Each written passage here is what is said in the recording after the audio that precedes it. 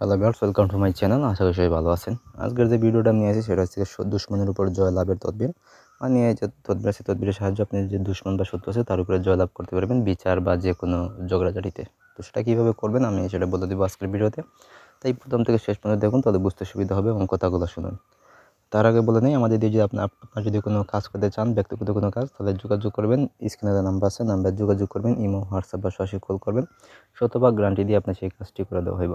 তো কাজের কথা, সেই কাজটা নিজেরা কীভাবে করবেন, নিম্নের জন্য নকশাটি কাগজে লিখিয়া মোম জমা করিয়া কবচ বানাইয়া হাতে বাঁধিয়া ব্যবহার করিলে আল্লাহর রহমতে শত্রুর উপর জয়লাভ করিবে এবং শত্রুর পরাজিত হইয়া লাঞ্ছিত হবে।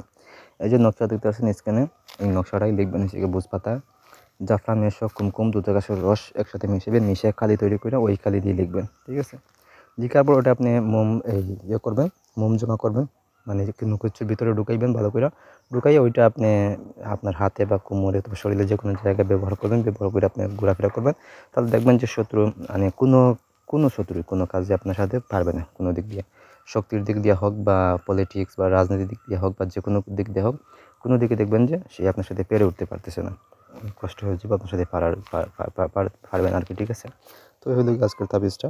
যদি কোনো কিছু বুঝতে অসুবিধা হয় আমার বলবেন, আমি বুঝিয়ে দিব। এটা লিখবেন যে রোজ মঙ্গলবার, যে কোনো মঙ্গলবারে আপনি এটা লিখবেন। ঠিক আছে, লিখে আপনি এটা ব্যবহার করবেন।